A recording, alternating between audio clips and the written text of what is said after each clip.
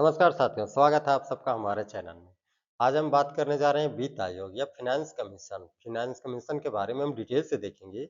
इसमें देखेंगे कि इसका संविधान में कहाँ वर्णन किया गया है, इसका आज तक का इतिहास कैसा रहा है और इसका गठन कब किया गया था, इसकी कार्यप्रणाली, शक्तियाँ और महत्वों के बारे में हम डिटेल से चर्चा करने वाले हैं। तो हम देर ना करते हुए देखते हैं कि आखिर वित्त आयोग जो है फाइनेंस कमीशन ये क्या कार्य करता है और भारतीय संविधान में इसका कहाँ-कहाँ वर्णन किया गया है, इसके गठन, शक्तियाँ और आधुनिक महत्व क्या है इसके बारे में हम डिटेल से देखने का प्रयास करने वाले हैं। किसका? तो वित्त आयोग का, ठीक है? तो वित्त आयोग है क्या? सबसे पहले देखेंगे वित्त माने फाइनेंस और फाइनेंस माने रुपया, पैसा, है ना? रुपया पैसा से संबंधित है। तो रुपया पैसा किसका? तो केंद्र और राज्यों के बीच में किस प्रकार से पैसे का वितरण हो सके, इसका डिसाइड कौन करता है? तो इसका डिसाइड करता है वित्त आयोग। सरल शब्दों में यदि हम कहें कि कितना पैसा किस राज्य को मिलेगा, इस पैसे की जिम्मेवारी कौन किसके पास होती है? तो वित्त आयोग के पास होती है। ये किस प्रकार की संस्था है? तो ये एक संवैधानिक संस्था है। ये क्वेश्चन हमेशा आता है कि वित्त आयोग कैसी संस्था है? गैर संवैधानिक संस्था है या संवैधानिक संस्था है? तो किस प्रकार की संस्था है? तो ये भारत सरकार की एक संवैधानिक संस्था है। संविधान में इसका उल्लेख किया गया है, ठीक है ना? जो राज्यों और केंद्र के बीच में वित्तीय संसाधनों के बंटवारे के बारे में सिफारिश करता है। कौन? वित्त आयोग सिफारिश करता है कि किस राज्य के संसाधनों को कितना प्रतिशत दिया जाए और यदि किसी राज्य में वित्तीय संसाधन की कमी है तो उस राज्य में कितना ग्रांट दिया जाए, कितना उस राज्य को अतिरिक्त ग्रांट दिया जाए, अतिरिक्त अनुदान दिया जाए कि वो राज्य जो है अपनी जर्जर अवस्था से या निर्धन अवस्था से या तो वित्तीय अवस्था को की स्टेबिलिटी या मजबूती को प्राप्त कर सके। इसके बारे में डिसीजन लेने की, इसके बारे में सिफारिश करने की शक्ति किसके पास है? तो वित्त आयोग के पास है और वो सिफारिश किसको देता है? वो सिफारिश राष्ट्रपति के पास देता है। राज्यों का क्या करता है? रिकॉर्ड लेकर के, राज्यों की रिपोर्ट लेकर के राष्ट्रपति के सम्मुख को रखता है। राष्ट्रपति उस पर क्या करता है? अपनी सहमति देता है। ठीक है ना? संवैधानिक आधार कहाँ पे इसका है? मतलब कि संविधान में इसका वर्णन कहाँ किया गया है? वित्त आयोग का संविधान में वर्णन किया गया है भाग 12 में और अनुच्छेद 280 के तहत वित्त आयोग का गठन किया गया है। इसकी शक्तियों का वर्णन किया गया है और इसके अधिकारों का वर्णन किया गया है कहाँ? अनुच्छेद 280 में। और भाग पूछे कि भाग कौन सा भाग है? तो भाग 12 में किया गया है और अनुच्छेद 280 में इसका वर्णन किया गया है। इस प्रकार हम देख रहे हैं कि अनुच्छेद 280 में और भाग इसमें भाग 12 में इसका वर्णन किया गया है, ठीक है ना? सबसे पहले वित्त आयोग की संकल्पना किसके विचारों में आया था? सबसे पहले कौन-सा शख्स था, जिसके मन में आया था कि वित्त आयोग होना चाहिए, एक ऐसी संस्था होनी चाहिए, जो केंद्र और राज्य के बीच में वित्तीय संबंध को संतुलित करके रख सके। तो सबसे पहले ये विचार किसके मन में आया था? तो सबसे पहले ये विचार जो आया था, कौन थे? ये विचार लाने वाले व्यक्ति डॉक्टर भीमराव अम्बेडकर साहब थे। सबसे पहले ये विचार डॉक्टर भीमराव अम्बेडकर साहब को आया था कि राज्य और केंद्र के बीच में एक ऐसी संस्था होनी चाहिए जो वित्तीय प्रबंधन की देख-रेख कर सके या वित्तीय प्रबंधन के संतुलन को बैलेंस बना सके। इसके लिए उन्होंने वित्त आयोग जैसे एक संवैधानिक संस्था का ने बात किया था। किसने किया था? तो भीमराव अम्बेडकर साहब ने।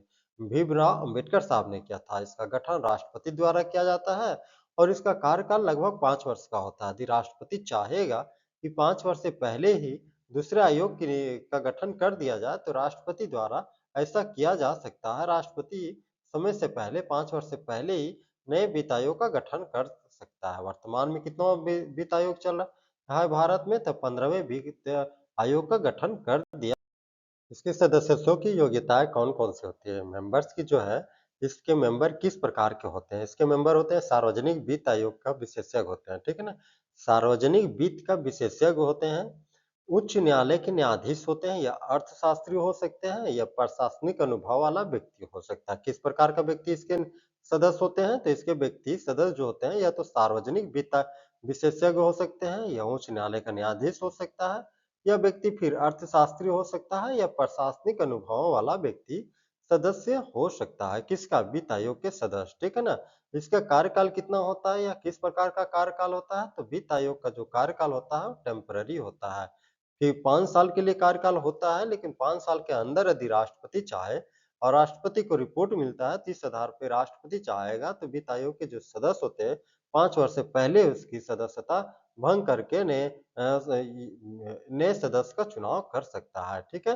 इस प्रकार हमने देखा कि कार्य वित्त आयोग के क्या कार्य होते हैं? Functions of finance commission. What is the functions of finance commission? हम कह सकते हैं कि वित्त आयोग के प्रमुख कार्य कौन-कौन से हैं जो राज्य और केंद्र के बीच में संबंध की संबंधों को और मजबूत करता है। तो ये क्या करता है? तो कर बंटवारे से संबंधित है और केंद्र और राज्यों के बीच दोनों के बीच में संबंधों को मजबूत करने का काम कौन करता है? तो वित्त आयोग करता है। किस आधार पे? तो किस राज्य को कितना कर देना है और उसके कर का वितरण का आधार क्या होगा और उस राज्य को क्या ग्रांट दिया जा सकता है, इसकी सिफारिश भी कौन करता है? तो वित्त आयोग करता है, ठीक है?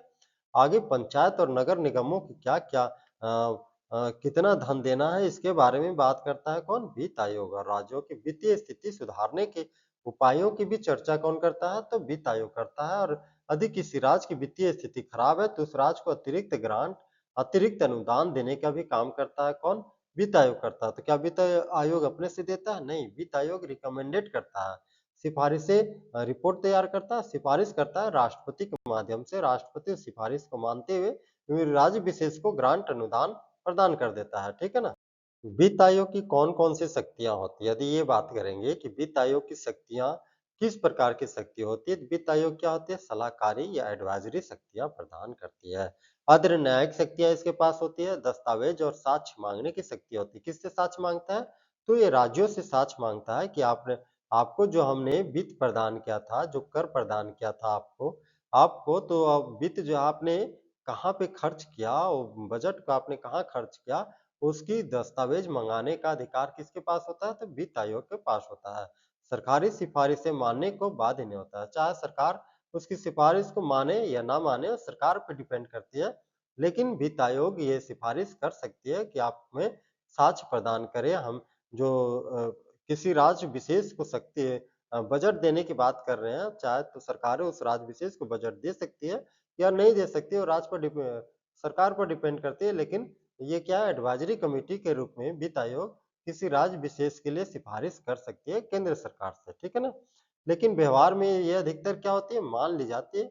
व्यवहारिक रूप से क्या होता है ना कि वित्त विभाग से संबंधित कोई भी फाइल्स होती है, जब तो केंद्र में चाहे सरकार किसी की भी हो, केंद्र में सरकार किसी की भी हो, राज्य में सरकार चाहे किसी अन्य की भी हो, लेकिन वित्त आयोग जब सिफारिश करते हैं किसी विशेष राज्य के लिए कि किसी विशेष राज्य में इतने वित्त की आवश्यकता है, तो उस अवस्था में केंद्र सरकार उसके वित्त को मानने पर मान लेने का ही काम करती है, क्योंकि वित्त से ही राज्यों का विकास होता है। जब राज्य का विकास होगा, राज्य शक्तिशाली होगा, तो देश या केंद्र अपने आप शक्तिशाली होता है। इस अवस्था में जो है वित्तीय आयोग की जो सिफारिशें हैं राज्य के लिए केंद्र सरकार मान लेती है।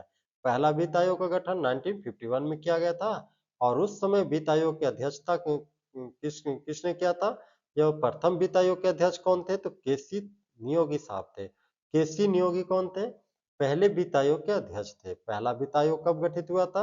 1951 में। ये दोनों क्वेश्चंस आता है कि पहले वित्त आयोग की अध्यक्षता किसने किया था? तो केसी नियोगी ने किया था। यह वित्त आयोग का गठन कब किया गया था? तो 1951 में किया गया था। कब किया गया था? 1951 में किया गया था। पहले वित्त आयोग के अध्यक्ष कौन थे? तो केसी नियोगी थे, ठीक। और वर्तमान 15वें वित्त आयोग की मुख्य बातों की बात करेंगे तो राज्यों के हिस्सा इसमें कितना है? तो 15वें वित्त आयोग की मुख्य बातों में देखते हैं कि राज्यों की हिस्सा इसमें वित्त आयोग द्वारा कितना परसेंट दिया गया है? तो 41% दिया गया। कितना? 41% हिस्सा जो है राज्यों को दिया गया है वित्त आयोग के द्वारा।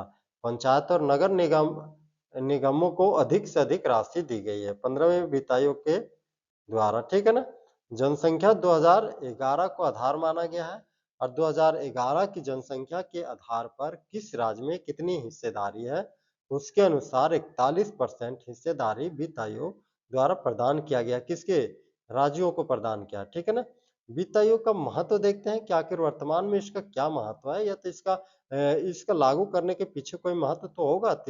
वित्त आयोग का महत्व है कि संघीय ढांचे की रक्षा करना। संघीय बोले तो केंद्र और राज्य के ढांचे दोनों के बीच में जो तालमेल है उसकी रक्षा करना, क्योंकि राज्य तो मांगेगा ही ग्रांट, तो उसे ग्रांट किस रूप में देना है, उसकी क्या आवश्यकता है, उसकी आवश्यकताओं को पूर्ति के लिए राज्य सरकार क्या-क्या कर सकती है और उसे कितना रुपया देने की जरूरत है, ये कौन डिसाइड करता है? तो वित्त आयोग डिसाइड करता है, ठीक है ना? राज्यों की वित्तीय आत्मनिर्भरता किस पर डिपेंड करती है? तो वित्त आयोग का ग्रांट पर डिपेंड करती है। क्षेत्रीय असंतुलन कम करना, 2 क्षेत्रों बोले तो माने कि गरीब और अमीर राज्यों के बीच में किस प्रकार से संतुलन स्थापित करना है, किस राज्य को कितना ग्रांट देना है ताकि वो राज्य अधिक से अधिक डेवलप कर सके और जो डेवलप राज्य है उसके सिमिलर वो भी अपना स्थान बना सके, इसके लिए क्या करता है वित्त आयोग गरीब राज्यों को स्पेशल ग्रांट देता है, स्पेशल बजट देता है, ठीक है? ये इसका इम्पोर्टेंट महत्व होता है। सहकारी संघवाद, कोऑपरेटिव फेडरलिज्म की बात करता है मतलब कि सहकारी संघवाद कहने का मतलब राज्यों और केंद्र के बीच में दोनों केंद्र और राज्यों के बीच में वित्त आयोग क्या है एक कड़ी का काम करता है। कोऑपरेटिव करने का काम करता है। दोनों को आपस में तालमेल मेल करके राज्य का विकास के लिए वित्त आयोग आगे बढ़ के काम करता है। हम कह सकते हैं इस प्रकार कि बिना वित्त आयोग के संघीय व्यवस्था कमजोर हो सकती है, बिल्कुल सी हो सकती है। मान लीजिए वित्त आयोग नहीं रहेगा तो केंद्र में जिसकी सत्ता होगी, जिस पार्टी की सत्ता होगी और मान लीजिए राज्यों में उस पार्टी की सत्ता नहीं है, तो इस स्थिति में केंद्र क्या करेगी? उस राज्य के साथ पक्षपात कर सकती है कि हम ग्रांट नहीं देंगे, हम आपको उचित वित्तीय संसाधन नहीं देंगे और इस प्रकार वो राज्य क्या हो सकता है? निर्धन हो सकता है, गरीब हो सकता है, उस राज्य की आर्थिक, इकोनॉमिक स्थिति जो है क्या है जर्जर हो सकती है।